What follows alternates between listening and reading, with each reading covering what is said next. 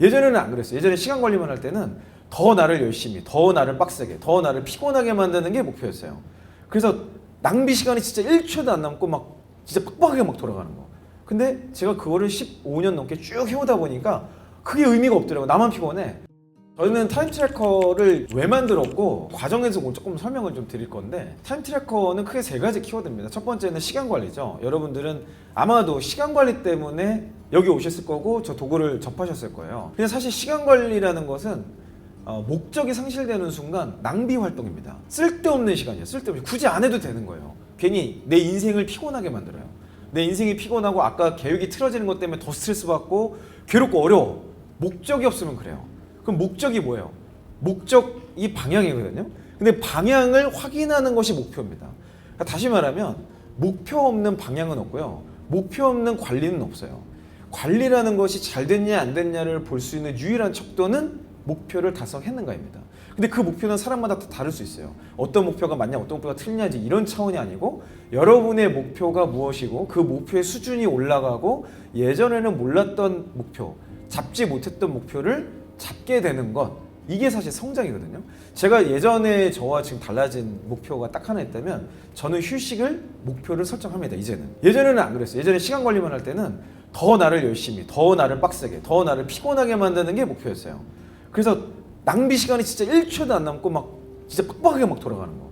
근데 제가 그거를 15년 넘게 쭉 해오다 보니까 그게 의미가 없더라고요. 나만 피곤해. 근데 결국에는 목표에 의해서 내 삶이 왔다 갔다 하는 것이 가장 중요한 것이다라는 걸 깨닫게 된 거죠. 그래서 시간 관리를 조금 더 입체적으로 넘어가면 그것은 목표 관리라고 말씀드리고 싶어요. 타임 트래커라는 도구는 시간을 통해서 목표를 이제 관리할 수 있도록 도와드리는 거고, 그 목표가 딱 모이잖아요. 다 모이면 방향성이 됩니다. 여러분의 목표 리스트를 한번 나중에 뽑아보세요. 그걸 쭉 다 봤더니 내 목표들은 주로 어떤 것을 향하고 있더라. 내 목표들은 단순히 회사에서 일 잘하는 것 외에도 이런 성장이라는 게 있더라. 지적이라는 것이 단순히 책만 읽는 것이 아니고 회사에서 성장과 어떻게 연결이 되어 있더라. 신체적 목표가 그냥 살 빼고 뭐 근육량 늘리 이런 차원이 아니라 신체적 목표를 달성을 통해서 내가 더욱더 나은 사람, 더 성장하는 사람이 될 수 있는데 기여가 됐구나. 이런 것들을 규정해 나가는 게 사실 목표에 의한 인생의 방향성을 정리하는 거죠. 그래서 저는 타임 트래커는 시간을 통해서 목표를 발견하고 목표를 통해서 인생을 발견하기 위한 도구다. 이렇게 정리를 좀 해드리고 싶어요. 결국은 인생 관리입니다. 인생의 방향성을 찾는 게 목표예요. 계속 새로운 삶을 생각하는 거예요. 내가 진짜 원하는 삶이 무엇인가? 내가 진짜 가야 될 길은 무엇인가? 나는 대체 어디까지 가야 되고 어떻게 해야 되는가? 이런 맥락들을 계속해서 고민하는 것이 타임 트래커의 이제 탄생 이유라고 보시면 되고, 그것 때문에 시중에 있는 다른 플래너와는 큰 차별점이 있다고 좀 말씀드리고 싶어요. 시간을 차별화되게 보내는 사람이 차별화된 경쟁력을 갖추는 겁니다. 경쟁력을 갖추기 위해 태어난 사람이 아니에요. 나는 소중해요. 여러분 소중한데, 여러분이 소중한 사람이 되려면 여러분을 더 잘 아셔야 돼요. 나는 이게 나한테 중요해. 나는 이것이 의미가 있어 라는 선택의 기준이 있어야 돼요. 그 선택의 기준이 없는 사람은요, 결국은 휘둘리게 돼 있습니다.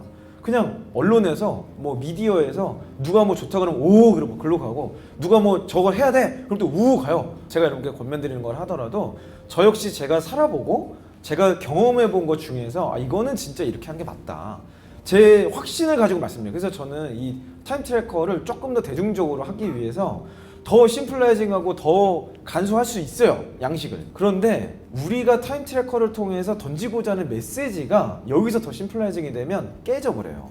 그래서 저는 그 선택을 안 하기로 결정을 한 거예요. 제가 양식을 가지고 조금 간단하게 설명을 좀 드릴게요. 오른쪽에 포커스가 있습니다. 오른쪽에 포커스가 있고 왼쪽에 포커스 보드라는 게 있어요. 근데 우선순위를 판단하는 거죠. 시간 관리의 시작은 우선순위를 결정하는 것에서부터 시작입니다. 저희 항상 두 가지식으로 하잖아요. 중요한 거 무조건 앞에 다 몰아놨어요. 그러니까 앞에 있는 것에 시간을 쓰셔야 여러분의 시간이 바뀝니다. 이게 지금 애뉴얼 포커스 보드잖아요. 여러분이 여기 왼쪽 칸이 하고 싶은 거, 오른쪽이 해야만 하는 거. 지금 여러분들은 올해 이제 한번 적어보세요. 올 연말이 가기 전에 지금 하셔야 되는 이유가 뭐냐? 이거를 연말까지 계속 해야 됩니다. 그리고 이거를 한 일주일에 한 번씩 다시 펼쳐보세요. 꼭 연필로 쓰세요. 연필로 쓰시면서, 아니면 그 얇은 포스트잇, 요 띠 같은 포스트잇 있잖아요. 거기다 쓰셔도 돼요. 옮겨 붙일 수가 있어야 돼요. 계속 옮기면서 여기다가 이렇게 쭉 다 써놓고 그걸 이렇게 내리는 거예요. 이렇게. 그 중에서도 가장 중요한 거, 이거는 정말 뺄 수 없다 하는 것만 여기다가 하나 혹은 두 개. 저는 맥시멈 세 개라고 말씀드려요. 세 개도 안 돼. 세 개도 너무 많아요. 한 개가 제일 좋습니다. 영역별로 이제 나누는 거예요. 영적, 지적, 사회적, 신체적. 기타는 사실 하도 어려워서 제가 넣어드렸는데 원래는 기타는 없어야지 맞는 거예요. 그래서 제일 좋은 거는 한 개씩. 그게 뭔지 아세요? 우선순위인 거예요. 해야 될 일, 하고 싶은 일 너무 많지만 그 중에 이거는 진짜 절대 못 놓친다. 지금까지 살아온 인생을 돌아보세요. 내가 여러 가지 목표를 세웠다고 다 달성이 되던가요? 한 개도 쉽지 않아요. 한 개만 잘해도 엄청난 걸 이룬 겁니다. 그러니까 저는 그냥 매년 키워드는 한 개예요. 한 개만 잘하자. 연간 목표를 월간으로 매번 상기하는 거예요. 매달 상기. 다시 보고. 제가 그래서 오늘은 프로 위클리 버전 중심으로 설명을 드릴 거예요. 그리고 보면 처음에 간지가 있어요. 간지를 보면 여기 1, 2, 3이 있거든요. 이렇게 작성하세요. 꼭 여기 숫자 1 위에다가 몇 월인지 적고 시작하세요. 이게 지금 분기단이잖아요. 여러분은 지금 2023년 처음부터 이제 시작하실 거 아니에요?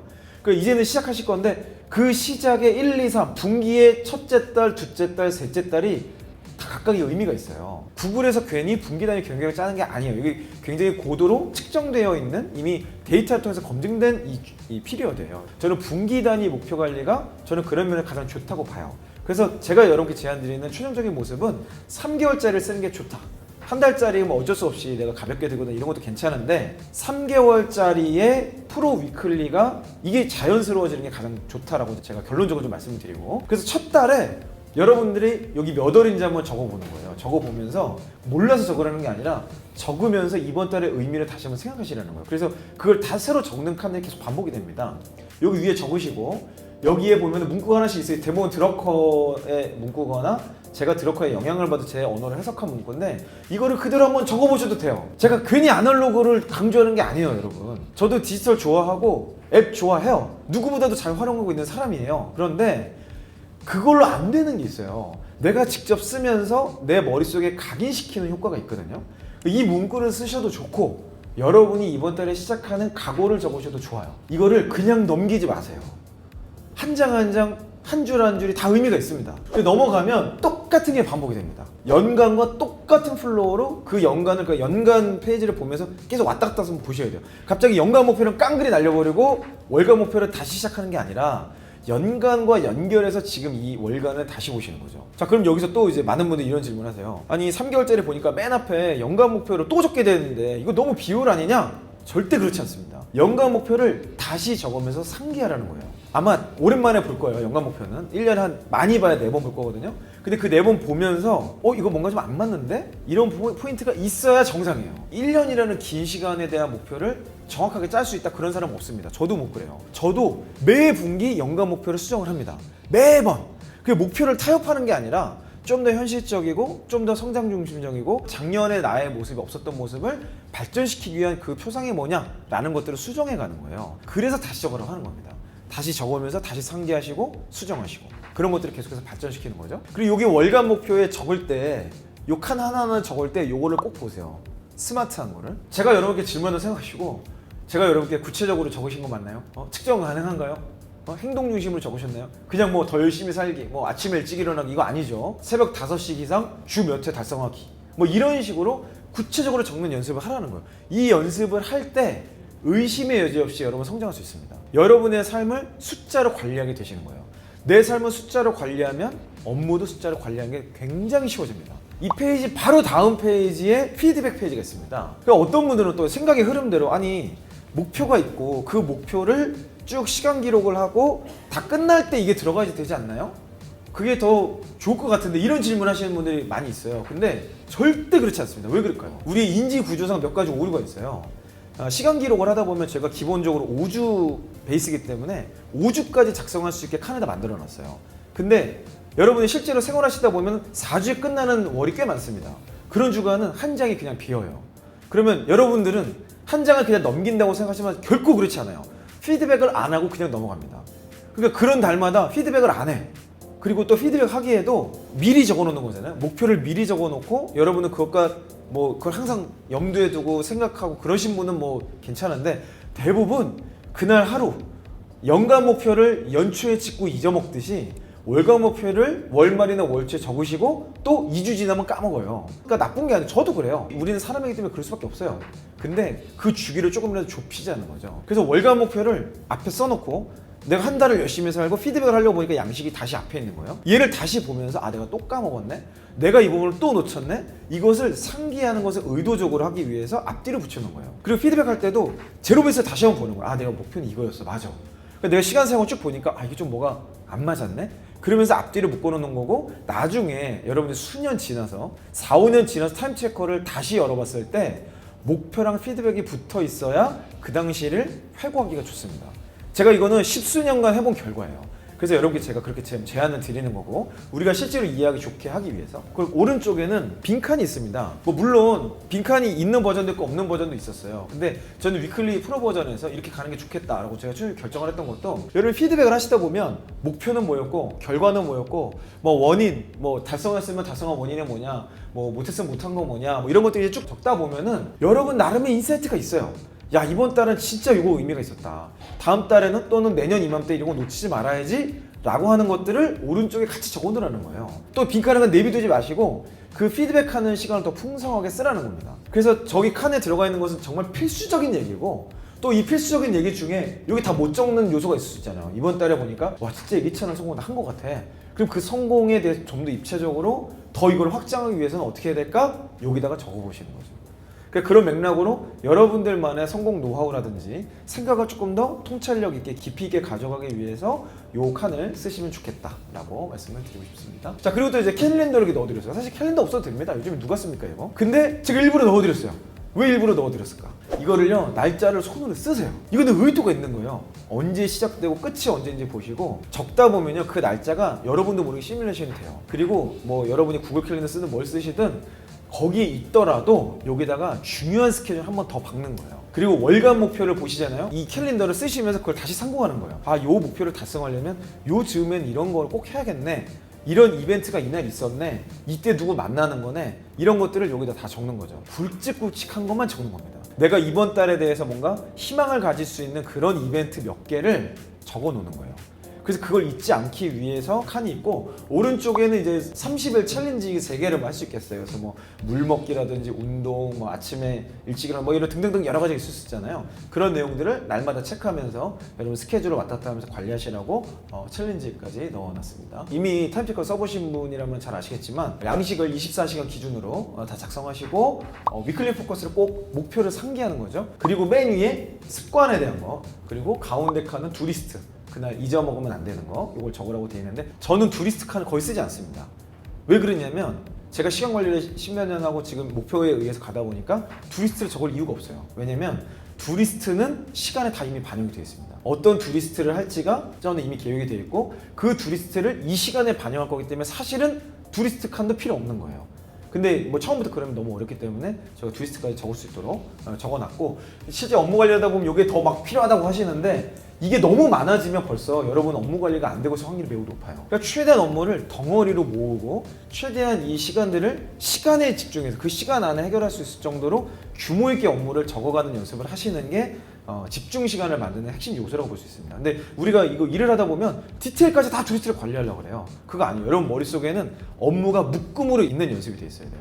그래서 이 묶음을 그냥 꺼내서 시간 배치하면 끝나는 문제. 그거를 반복 훈련하는 게 타임 트래커다라고 보시면 되겠습니다. 그래서 사실 요 데일리 피드백이 되게 중요합니다. 여기도 지금 양식을 보시면 지금 보고 느낀 거 적용하고 감사한 일 있잖아요. 이거를 또 안 쓰시는 분들도 있고 뭐 그냥 일기만 쓰시면 아니에요. 진짜 보고 느낀 것 적용하고 진짜 감사한 것을 한두 줄로 간략하게 적는 연습을 하시는 게 좋아요. 왜 그러냐? 그렇게 적어야 지속할 수 있더라고요. 이 지속적인 습관을 만드는 것은 너무 중요한 거거든요. 그런 맥락에서 간략하게 적으시는 게 추천드리고 여기 빈칸은 뭐냐면 이번 주간을 쭉 보다가 와 이거는 진짜 인사이트다. 이거는 정말 나중에는 다시 봐야 돼 라고 하는 걸 다시 한번 적어 놓는 거예요. 나중에 여러분이 몇 년 지난 거를 다시 볼 때 이거를 다 읽어볼 수 없습니다. 얘만 다시 펼쳐보는 거예요. 그리고 목표 칸만. 여러분 일기장 쓰시는 분 한번 다시 보세요. 일기를 다시 읽어봅니까? 잠깐 사진첩 보듯이 잠깐은 보겠지. 그래서 쏘 아시냐는 거예요. 그때 추억의 감상을 정리하는 거 말고 우리는 성장을 위한 도구잖아요. 이걸 다시 봤으면 인사이트가 생겨야 돼. 저 당시에 내가 맞아 그때 이미 이런 걸 느꼈는데 못했었어. 반영을 못했어. 내 삶이 변화가 안 됐어. 이런 것들을 깨닫기 위한 도구라고 보시면 되겠습니다. 자, 그래서 요거는 이제 시간 사역 분석, 이거는 이제 뭐 너무 명확한 거죠. 이걸 매 주간 단위로 반복하는 것이 정말 중요한 도구의 차이다 생각이 들고요. 자, 수치적으로 영역별 몇 시간을 사용했는지 위클리 피드백을 할 때 어떻게 하는지 어떤 방향성을 두고 있는지 팁이 있다면 궁금합니다. 뭐 팁은 제가 가이드나 인스타를 통해서 큐레이션 계속 드릴 건데요. 중요한 거는 뭐냐면 일단 귀납적 방식부터 해보셔야 돼요. 처음부터 정답이 있을 거야 라고 생각하는 것은 필수적인 오답으로 가는 지름길입니다. 여러분, 시간 관리에는 정답이라는 게 존재하지 않습니다. 저희 방식이 제가 해보고 이렇게 하면 가장 좋아요 라고 여러분께 제안 드리는 거고, 그 틀 안에서 여러분이 자유도를 가지고 쓰셔야 돼요. 내가 해보니까 이건 이렇게 쓰는 게 나한테 맞더라, 이건 이렇게 쓰는 게 좋더라 라는 것들, 여러분만의 방식을 개발하는 과정에서 시간 관리의 즐거움도 찾고 거기서 실제 유익함도 얻고 남들에게 설명할 수 있는 나만의 노하우를 갖게 되는 거예요. 그리고 그 노하우가 생기잖아요. 그걸 가지고 다른 사람들한테 가르쳐 주세요. 가르칠 때 가장 많이 배우게 됩니다. 진짜 여러분께 되거든요. 그런 것들을 발견해 보는 게 정말 좋겠죠. 운동하기로 계획한 시간에 회사를 하게 되면 사회적 시간이 아닌 낭비 시간으로 기록이 되는 게 맞을까요? 라고 했는데, 이거는 그 주간의 목표가 월간 목표가 뭐냐에 따라 다를 것 같아요. 그 주간의 월간 목표가 신체적 목표로 여러분이 잡으셨다면, 그러니까 제가 답이 없다 그랬죠. 여러분의 선택이 답인 거예요. 이번 달은 나 다 됐고, 회사 일은 나 잘 모르겠고, 건강이 너무 나 체력부터 회복해야겠어. 내 월간 목표의 1번이 그리고 이번 주간의 목표가 신체적 목표여서 그럼 낭비 시간이겠죠. 근데 그 주간의 목표가 사회적 목표였고 회사의 그 문제를 해결하는 거였어? 그럼 당연히 낭비 시간 아니죠. 그럴 때는 오히려 신체적 목표가 서브로 가는 거예요. 메인은 내가 적어놨던 목표와 연결된 시간을 이제 제 가치 있는 시간으로 인식하는 연습을 하는 것이다. 네, 그렇게 보시면 되겠습니다.